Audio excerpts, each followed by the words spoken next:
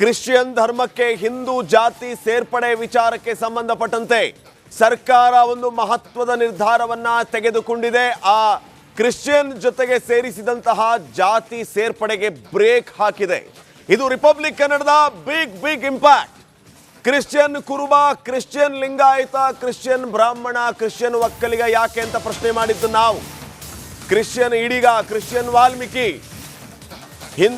Christian ಬ್ರಾಹ್ಮಣ, Christian ವ್ಯಾಸ ಬ್ರಾಹ್ಮಣ, Christian ಜಂಗಮ, ಇದೆಲ್ಲ ಯಾಕೆ, ಮುಸ್ಲಿಂ ಕ್ರಿಶ್ಚಿಯನ್ ಯಾಕಿಲ್ಲ ಅನ್ನುವಂಥ ಪ್ರಶ್ನೆಯನ್ನು ನಾವು ಮಾಡಿದ್ವಿ.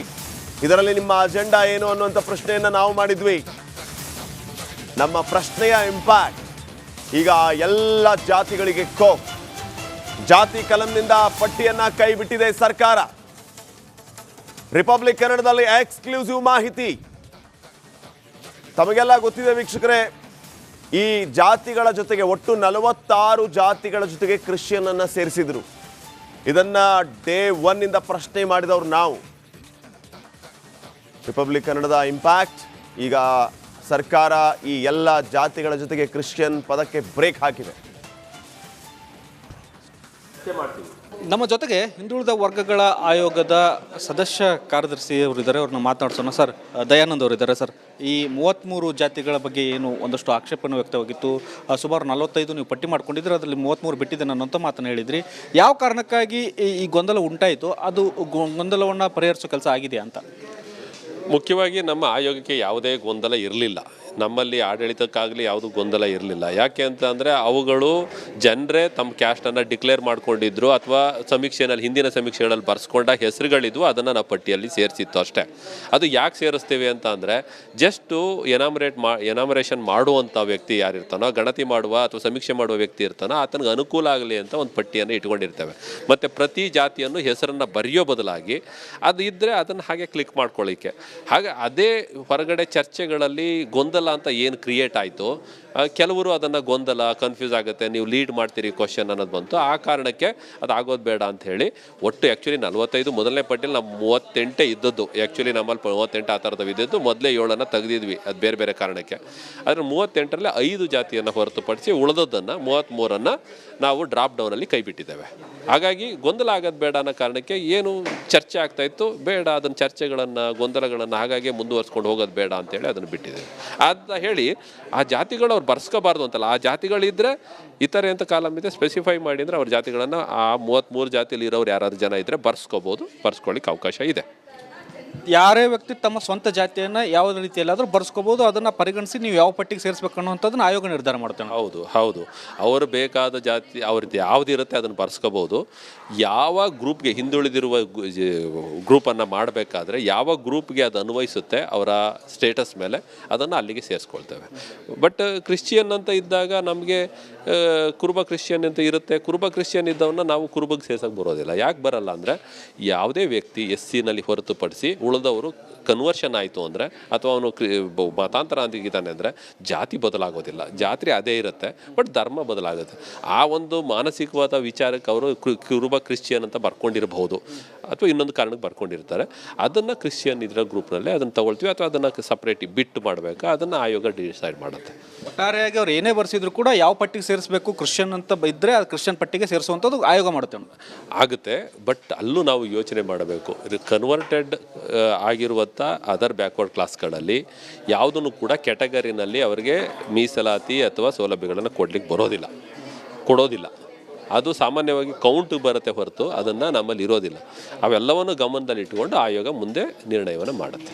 ವೀರಶೈವ ಲಿಂಗಾಯತರು ಕೂಡ ಒಂದಷ್ಟು ಜಾತಿ ವಿಚಾರವಾಗಿ ಒಂದಷ್ಟು ಆಕ್ಷೇಪಣೆ ವ್ಯಕ್ತಪಡಿಸಿದ್ರು. ಹೆಚ್ಚುವರಿ ಜಾತಿಯನ್ನು ಆಯೋಗ ಸೇರಿಸ್ಕೊಂಡಿದೆ, ನಾವೊಂದು ಪಟ್ಟಿ ಕೊಟ್ಟಿದ್ದೇವೆ ಅನ್ನೋಂಥದ್ದು, ಮತ್ತು ಧರ್ಮದ ಕಾಲಂನಲ್ಲಿ ವೀರಶೈವ ಲಿಂಗಾಯತನೇ ಬರ್ಸ್ಬೇಕು ಅನ್ನೋಂಥದ್ದು. ಇದಕ್ಕೇನು ಗೊಂದಲ ಬಗೆಹರಿಸ್ತೀರಿ? ಇಲ್ಲ, ಅವರು ಧರ್ಮದ ಕಾಲಂನಲ್ಲಿ ಈ ಥರ ಅಂತಿದೆ, ಏನು ಬೇಕಾದರೂ ಬರ್ಸ್ಕೋಬೋದು. ನಾವು ಅದು ಲಿಂಗಾಯತ ಧರ್ಮ ಅಂತ ನಾವು ಸರ್ಟಿಫೈ ವ್ಯಾಲಿಡೇಟ್ ಮಾಡಲಿಕ್ಕೆ ಬರೋಲ್ಲ.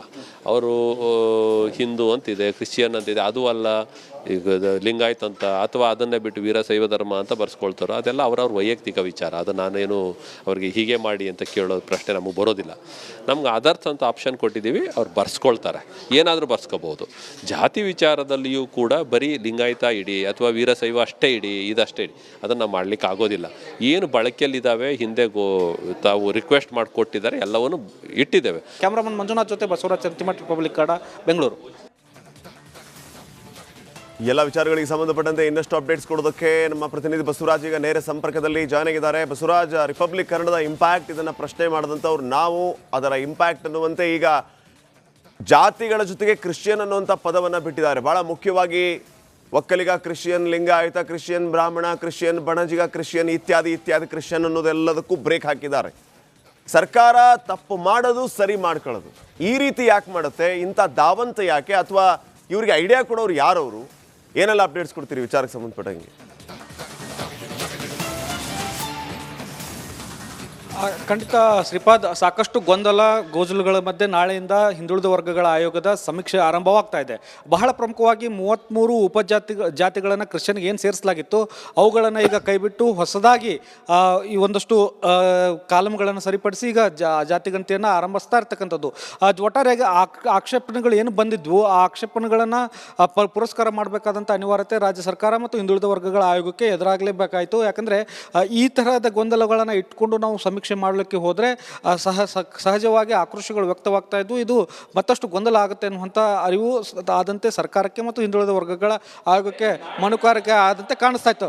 ಈ ಹಿನ್ನೆಲೆಯಲ್ಲಿ ಈ ಒಂದು ಆಯೋಗವು ಕೂಡ ಇದನ್ನು ಸರಿಪಡಿಸ್ಕೊಳ್ಳುವಂಥ ಕೆಲಸವನ್ನು ಇವತ್ತು ಮಾಡಿದೆ. ನಾಳೆ ಯಾವುದೇ ಗೊಂದಲ ಇಲ್ಲದೆ ನಾವು ಸಮೀಕ್ಷೆಯನ್ನು ಆರಂಭ ಮಾಡ್ತೇವೆ ಅನ್ನುವಂಥ ಮಾತಾಡ್ತೇವೆ. ಇಲ್ಲಿ ಬಹಳ ಪ್ರಮುಖವಾಗಿ ಟೆಕ್ನಿಕಲ್ ಪಾಯಿಂಟ್ ಒಂದಿದೆ ಶ್ರೀಪಾದ್.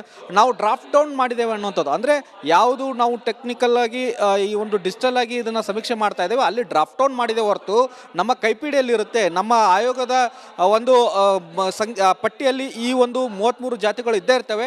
ಎಲ್ಲರೂ ಬರ್ಸೋದಕ್ಕೆ ಸ್ವಾತಂತ್ರ್ಯ ಇದ್ದಾರೆ. ಯಾರು ಯಾವುದೇ ಜಾತಿಯನ್ನು ಕೂಡ ಬರ್ಸ್ಬೋದು. ಆ ಜಾತಿಯನ್ನು ನಾವು ಬರೆದುಕೊಳ್ತೇವೆ. ಅದನ್ನು ಯಾವುದಕ್ಕೆ ಅಂತಿಮವಾಗಿ ಸೇರಿಸಬೇಕು ಅನ್ನುವಂಥದ್ದು ಎಕ್ಸ್ಪರ್ಟ್ ಕಮಿಟಿಯ ಒಂದಷ್ಟು ಮಾಹಿತಿಯನ್ನು ತೆಗೆದುಕೊಂಡು ನಾವು ಇದನ್ನು ಸೇರಿಸ್ತೇವೆ ಅನ್ನೋಂಥ ಮಾತನ್ನು ಹೇಳ್ತಾ ಇದ್ದಾರೆ. ಒಟ್ಟಾರೆಯಾಗಿ ವ್ಯಾಪಕ ಆಕ್ರೋಶಗಳು ವ್ಯಕ್ತವಾದ ಹಿನ್ನೆಲೆಯಲ್ಲಿ 33 ಜಾತಿಗಳನ್ನು ಏನು ಕ್ರಿಶ್ಚಿಯನ್ಗೆ ಸೇರಿಸಲಾಗಿತ್ತು ಅವುಗಳನ್ನು ಕೈಬಿಡುವಂಥ ಕೆಲಸಗಳಾಗಿದ್ದಾವೆ. ಇನ್ನು ಉಳಿದಂತೆ ಹಿಂದುಳಿದ ವರ್ಗಗಳ ಆಯೋಗದ ಅಡಿಯಲ್ಲಿ ಯಾವುದೇ ಜಾತಿಯನ್ನು ಬರೆಸಿದ್ರು ಕೂಡ ನಾವು ಅದನ್ನು ಪುರಸ್ಕಾರ ಮಾಡ್ತೇವೆ. ಜೊತೆಗೆ ವೀರಶೈವ ಲಿಂಗಾಯತರದ ಏನೋ ಒಂದಷ್ಟು ಗೊಂದಲಗಳಿದ್ದಾವೆ ಅವುಗಳಿಗೂ ಕೂಡ ನಾವು ಸರಿಪಡಿಸುವಂಥ ಕೆಲಸಗಳಾಗಿದ್ದಾವೆ.